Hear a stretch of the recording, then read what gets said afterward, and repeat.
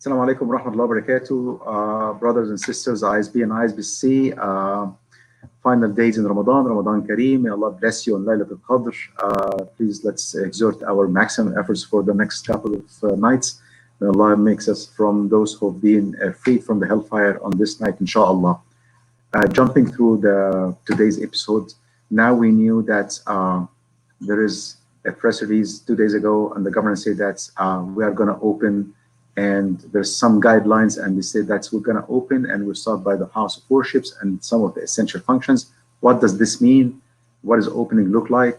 What is 40%? What is social distancing? Are we ready? Lots of questions. And on the same day, I'll say a couple of hours after we said that, after this press release been out, people start calling us, say that, hey, are we going to pray Tarawih tonight? What about the Eid prayer and all the stuff? And it is like something that we need to discuss. And today I'm very honored to have Mayor Siddiqui with us in the show, despite of her responsibilities.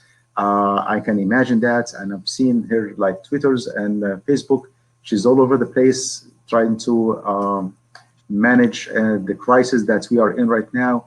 However, with that, please welcome with me Mayor Siddiqui. Mayor, thank you very much for joining us. I really appreciate that. Thank you. Assalamu alaikum. It's very good to be here. Thank you very much. So let's jump into it. So tell me, are we ready in the city of Cambridge to open? And what does open means? Sure. So it's a difficult question to answer because, are we mentally ready? Sure. I think everyone is, this has been a really challenging time for the community. But I want to say that we have to be very careful. I'm on calls almost every other day with the Metro Mayors Coalition and with myself and our city manager. And we have to be cautious about a resurgence. So we have to not kid ourselves in thinking that we are in the home stretch, that there's going to be no more cases. I want to bring home that Massachusetts has been one of the hardest hit states. So behind New York, behind New Jersey, it's Massachusetts. And so, that is something that we have to take very seriously. And so I think as far as it goes, we have to be very slow and steady.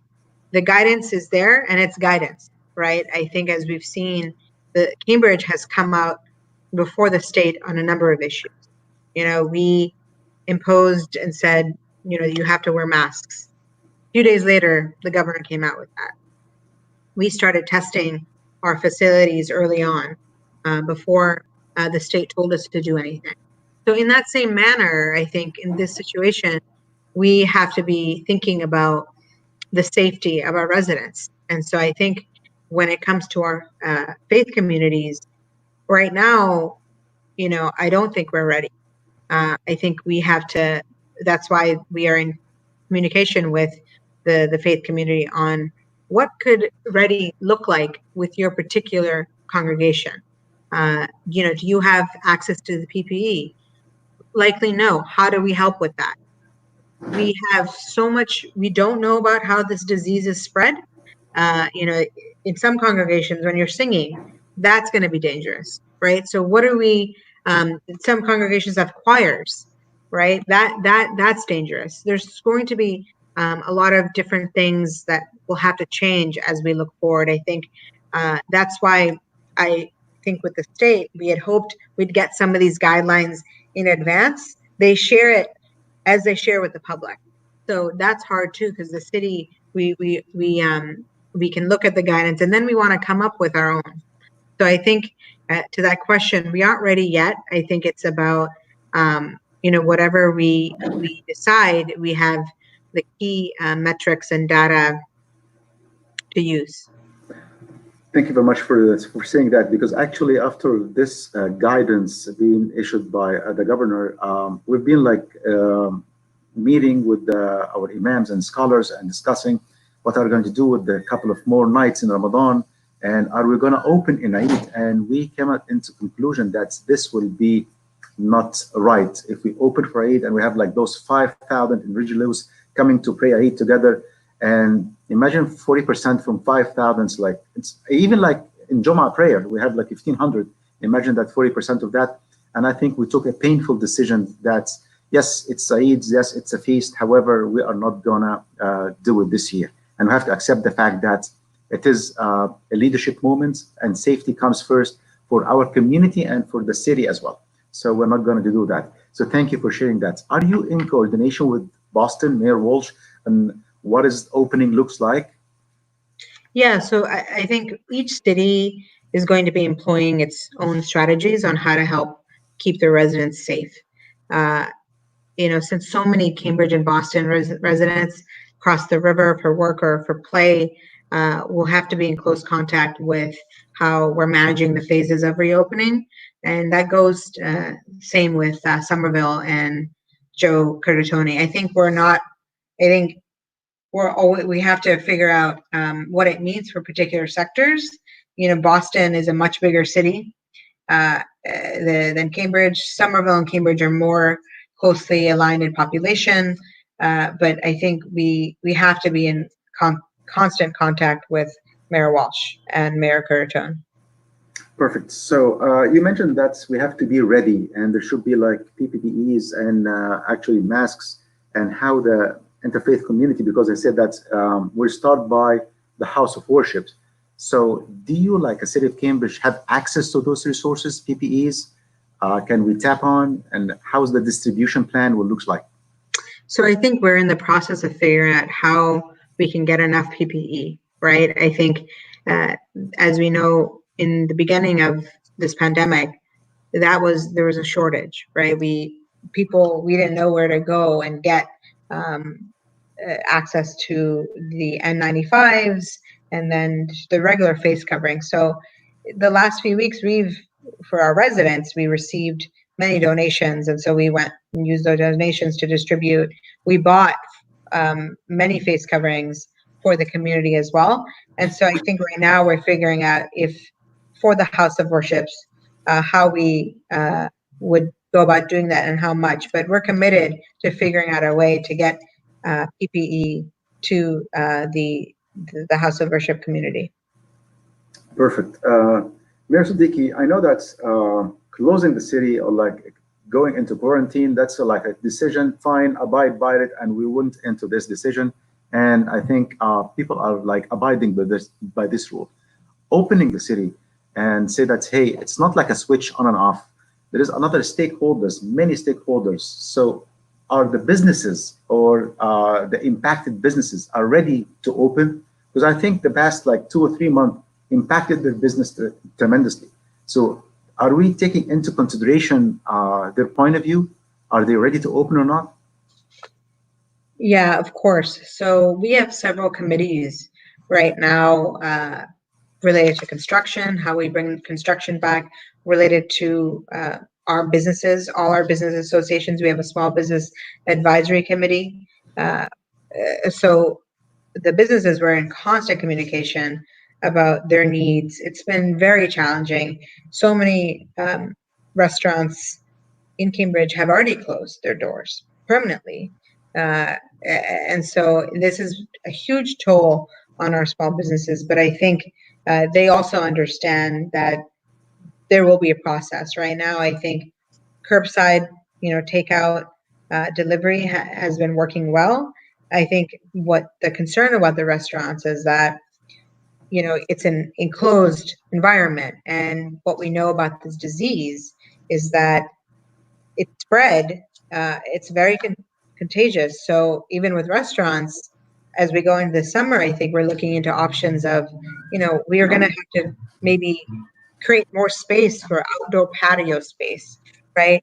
I think what the studies are showing is that if you're inside and you're near people, you're eating, you don't have a mask, you're much more likely to spread the disease. And so with restaurants, they're going to have to really shift as we think about reopening them, how they do business. And the city we have through the Mayor's Fund, not only, and I can get into some of the Mayor's Fund aspect later, but a part of it is helping our small businesses and working with the Cambridge Redevelopment Authority and offering, about $10,000 in grants and then additional money, interest-free loans to help some of these businesses as they embark on trying to come back. And unfortunately, some won't be able to come back. But the ones who we are working with, I think they want to open as safely as possible. And then I think there's a real concern about people wanting to go to restaurants, right? And so how do we figure that out? I think right now some people are very scared, and they don't. This new normal is going to be very different. So as I said, we do have a small business advisory committee that started a month ago, and so we've been in constant. We talk to them every day, and to the leaders of these business associations: Central, Harvard Square, Kendall Square, East Cambridge, the Cambridge Local First, to make sure we know what the needs and the questions are and how we can help. Perfect. So I will try to pick on that. I would like to ask you, like, from your leadership position as mayor, and now we are like in contact with many. How do you envision this new normal? You mentioned something about like people won't be like, they don't want to go to restaurants or getting out, or at least it will take some time. So how do you and your team, the leadership, envision this new normal? Yeah, I think I have to say that I think after we go through this reopening, the new normal might still feel very empty, right? It still might feel very isolated. I think we've seen that the city and residents have been extremely impacted. The isolation, the fear of how long is this going to continue and when is it going to come back. So I think at the same time, I've seen the city and the residents of the community really come together as we navigate through this. People have complied. They've said, we'll wear masks, we'll wear face coverings, we won't go outside. There's been all these things. We'll stay home, right, for the benefit of others so that our healthcare system is not impacted. So I think I completely see city and its residents be on board with how the reopening goes and how uncomfortable the new normal may look like. And it will take time for us to adapt. It will take time, yeah, at least to learn that and to adapt. So can you give us like a very high level brief that you are discussing with your team and how the reopening will looks like? Very like conceptual view of like phases, steps. So I think I can share a little bit about just construction, for example. So on Monday, the governor said, we'll start construction. We said, we talked to our committee that we had. We said, okay, we're going to have a phase one starting May 25th. And that's going to mean we want to look at the sites. We want to look at the prep work that needs to be done about with all the construction that has been happening since March 18th, then when we issued a construction order. And then the phase two is looking on June 1st. We will allow 100% affordable housing developments to continue. We're going to allow larger buildings to continue that were previously permitted. We're looking at a phase three, June 15th. We're going to add remaining existing construction that was permitted. And then phase four, which would start June 29th, we'd then allow the new permits to continue. So that's just an idea as we look. We know that construction, we got the go ahead on Monday to start it. But as you see, even with this, we're taking a very cautious approach through phases. So as I've said, the guidance is there and it's helpful, but each city is going to decide what they do, right? So Boston is going to have another plan. They may say June 1st, everything gets started. But as you've seen, as I say here, we're going to have a phased in approach. We have so many work sites in Cambridge, so we want to be careful. And then, the other manufacturing, we have some guidance around manufacturing and when that could start. And then again, with the House of Worship, we've seen we're going to come up with our own advisories on how we suggest they open. Right now, we don't know of any faith community that's opening this weekend in Cambridge. So the next step is, okay, if someone does want to reopen, here's what they need to do. And then on Monday, there's going to be more guidance from the state on saying, hair salons, can open, barbershops can open. But again, we have to develop Cambridge-specific guidelines based on what's happening. So I think I'll say that we are looking at every industry very carefully, because that's the only way that this can be done. Because if we just say, okay, we leave it up to the businesses to reopen, there's going to be too much inconsistency. So we have to be in touch with our laboratories. We have to be in touch with, our the office buildings and what they're trying to do. I think we've seen is that the suggestion from the governor has been, you should work from home if you can, right? So even with City Hall, we haven't set a date right now when City Hall is going to be open. And even if it's open right now for the essential workers, but we are right now internally figuring out, okay, maybe we reopen, but we're not going to be reopened to the public just yet, because there's all these considerations. So I think, there's so many details, and it's hard to be high level, but I think those are how we're really thinking about each industry. I can imagine that. I can imagine that you and your team is working. I don't know whether you go home, sleep, or eat and what. So do you have sectors? Do you have priority sectors? You say that, hey, this will be sector in phase one.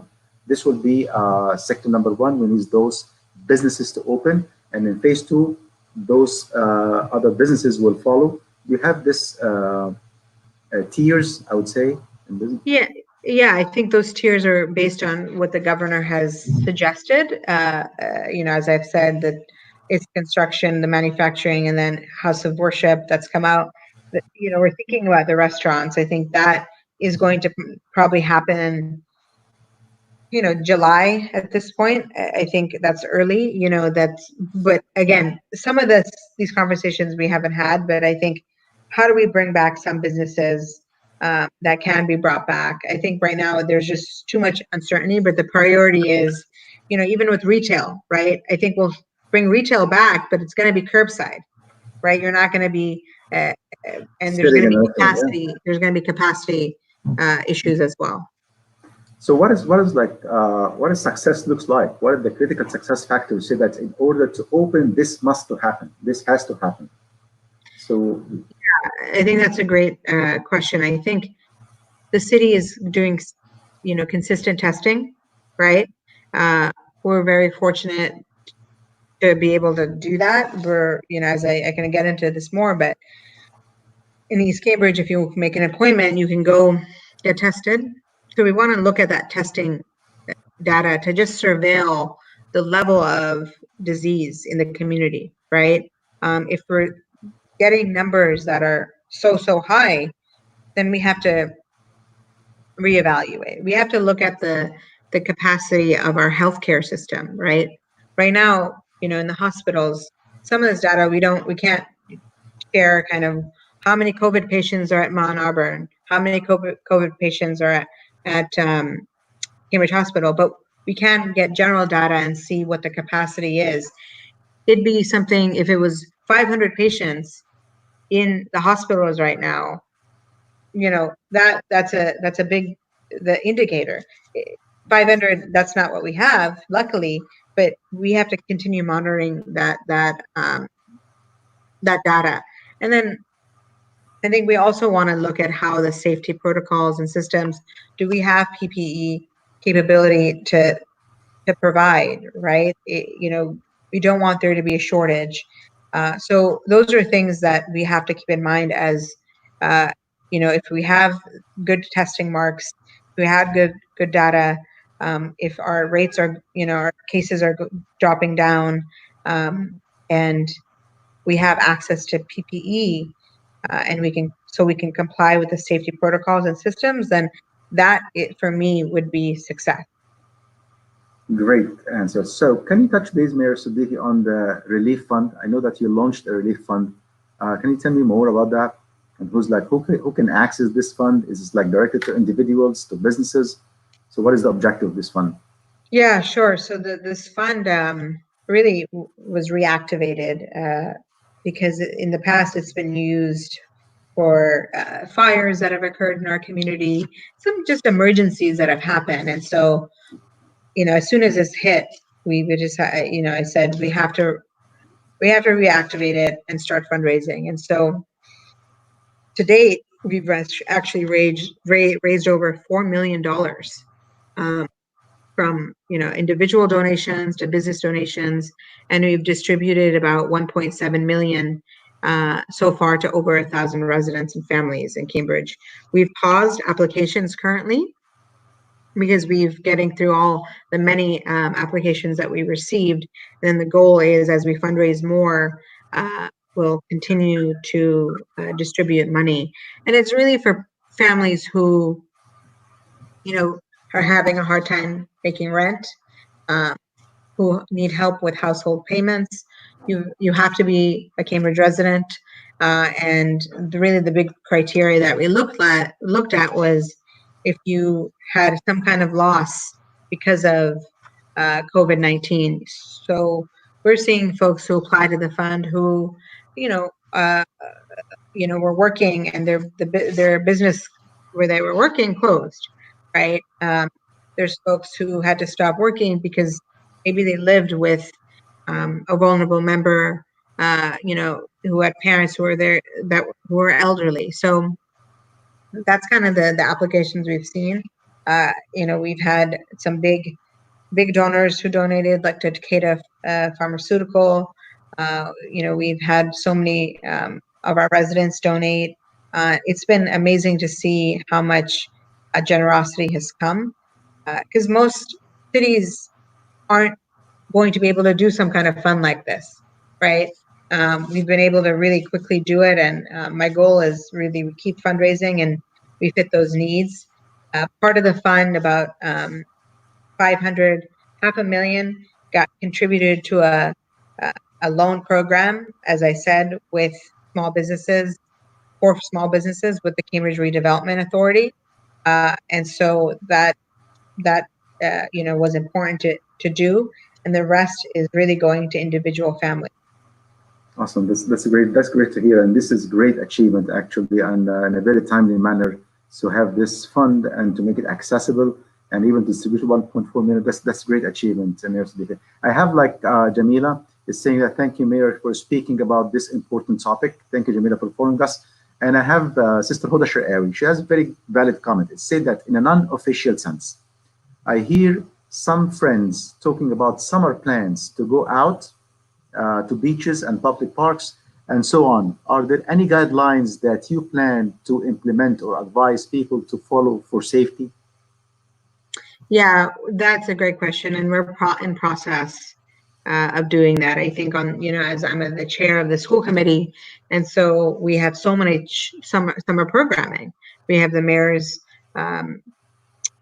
job program that there's about 1,000 kids who go to job sites across the city, and so many of them have said we're going to be all virtual for the summer, right? And so that's one aspect of we're really monitoring how that's going to evolve. I think the state will come up with some guidance in phase 3, phase 2 around the parks and the beaches.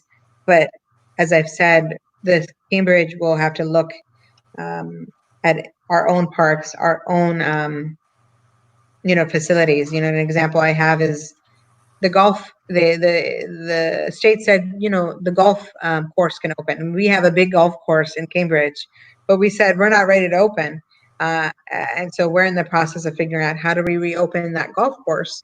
It's going to reopen, but again, with each thing we want to look at each particular issue. So definitely we're developing those guidelines. I don't have that too many details to share. Everything is in flux, but we're working on it. Perfect. So I have a question. It's like organizational question. I know that the city was working very efficiently. All of a sudden, you have all those files all of a sudden to deal with. So how are you doing with the staffing? It's like I'm quite sure that they're burned out, like they're working day and night. So are you putting more staff, or like how do you deal with that? Yeah, so we have the mayor's office and we have the city manager's office. The city manager's office, does so much work on a daily basis with the different departments, and they have quite a big team. My team is myself and four others, and so It's a lot of work around the clock. Where again, I said my staff is all remote. We're all on the phone all day. We're doing this, we're doing that. It's been challenging, but I've said to my team, and it's a marathon, not a sprint, and we're taking it day to day. Perfect. This is a very pragmatic, realistic answer. So I have a question to answer. Ahdab is saying that, are we going to have a Eid prayer? No, sir, we are not going. We decided at ISB and ISBC not to do this Eid prayer for the safety of the community and the city.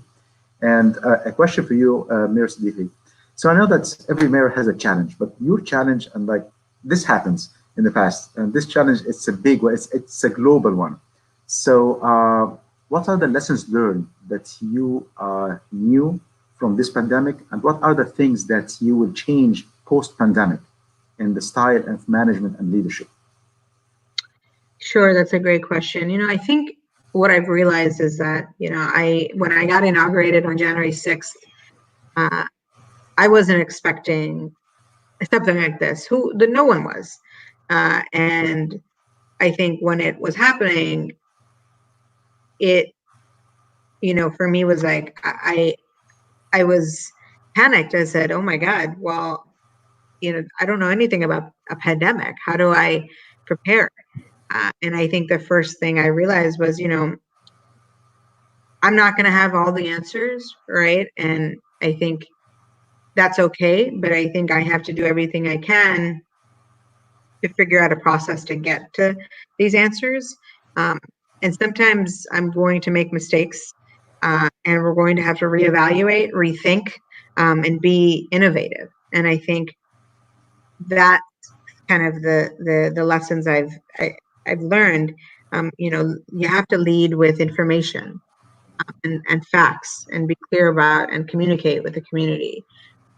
You have to lead with empathy, right? This is a very scary time, and people have called my office around the clock about fears, for their families, for their loved ones, and so you have to really be there for the community. And then, third thing I've learned, and I think I'm going to take into the future lessons, is we have a huge ability in Cambridge to make things happen. And this crisis, has made me realize so much of the things that we said, oh, we can't do, we can actually do. An example I have is, let's just say, we realized when we had to shift to remote learning for the schools, we said, oh my God, we got to get every student a Chromebook, and we have to get them, hotspots, access to the internet. This should have happened before, right? But we said, no, it's too expensive. No, we can't do that. But in reality, we should be doing that. And so I think we should be funding internet for those who don't have access. And so I think, I think we can definitely do more as a city in a non-pandemic, during a non-pandemic time. You think about our homeless community, right? We have to be really thinking about long-term solutions for our homeless community, right? Right now, we said, okay, we have to build a temporary shelter and make sure the community is housed. What were these members doing before? They were homeless, right? And so I think as we approach long-term, how do we figure out affordable, supportive housing for some of these individuals going forward? And so there's a lot of things that I realized, you can make a lot of emergency decisions really swiftly. And so we did. And now moving forward, I think with that lens of how are we innovative, and how are we doing things with urgency? And I agree with you. Actually, this pandemic came as a catalyst of change. We were heading there. However, we're heading very slowly there. And this pandemic came to accelerate this movement of change. This number one. Number two, as for leadership, I agree with you. That's humility, humbleness. We don't have all the answers. However, we stay together. We ask the right questions, and we walk through a process. And definitely, we'll navigate through this. One final question. what do you need from the city of Cambridge residents? How can we help? Well, I think so many of the residents have really helped in so many ways. I think for us, we wanted to be helpful right off the bat, and so I think we talked about this, but in addition to the fund, we wanted to make sure we were helping residents um, who are food insecure. So we set up the Cambridge Community Food Line. We knew that some families need diapers, so we have a partnership with Cradles and Crayons to help distribute those hygiene packets and diapers.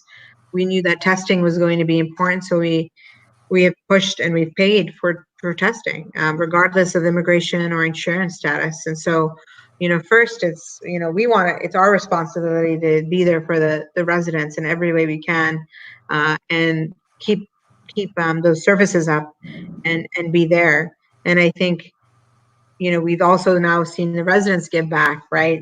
Through whether it's through their time, their volunteering. They make their face, making face coverings. There's all these ways that community members have been involved, and I encourage, if you're able, to keep doing that, right? To say, I want to call up some seniors who may be alone. I can dedicate time to that. I can dedicate time to making fabrics and for the face coverings. I can dedicate time to informing residents that there are, you can go get tested, right? So there's all these ways. You can, continue donating to the mayor's fund, right? We've gotten donations from $1 to a $5,000 individual donation. So any amount helps. Anything goes a long way to help our residents. So, I want to thank all the residents in Cambridge for their patience. We've certainly tried to do everything we can to be there for you. And if you have ideas on how we can do a better job, I'm all ears for that. Thank you very much, Mayor Siddiqui, for being with us. It's an excellent leadership. Please convey a word of gratitude for you and your team for the excellent work they are doing. And you are in the heart of our supplication and dua in Ramadan. May Allah bless you all. Thank you very much, Mayor Siddiqui. Thank you. Thank you so much for having me. Thank you. Thank you very much.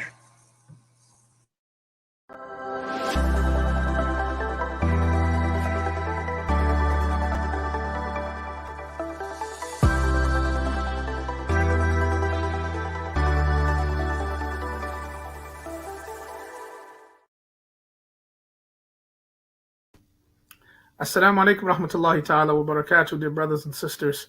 I'm Khalil Abdul Rashid, and my message to all of you tonight is to support the Islamic Society of Boston, the ISBCC.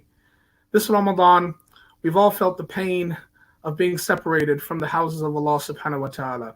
And while we've done our best to stay connected, and the ISBCC has worked tirelessly and hard to bring us all together so that we can have the most beautiful experience in Ramadan that we could as a community, the house of Allah subhanahu wa ta'ala, the ISBCC, still needs your help.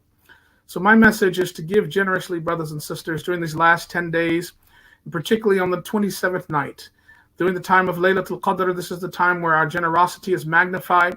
And you never know, and we all never know, if we may not ever get a second chance. So we've got to make it count this year and this time. And so therefore, it's important to remember that no one else in our community will support the houses of Allah subhanahu wa ta'ala except us. And we can't do it alone. We need everyone's help and everyone's support to build up and maintain and to enhance the house of Allah subhanahu wa ta'ala. So join me, brothers and sisters, and I want to encourage myself and all of you to give generously during these last 10 days. Make it count. Make an investment for yourself and your family. Support the ISBCC generously and financially. Wassalamu alaikum wa rahmatullahi ta'ala wa barakatuh. Ramadan Kareem.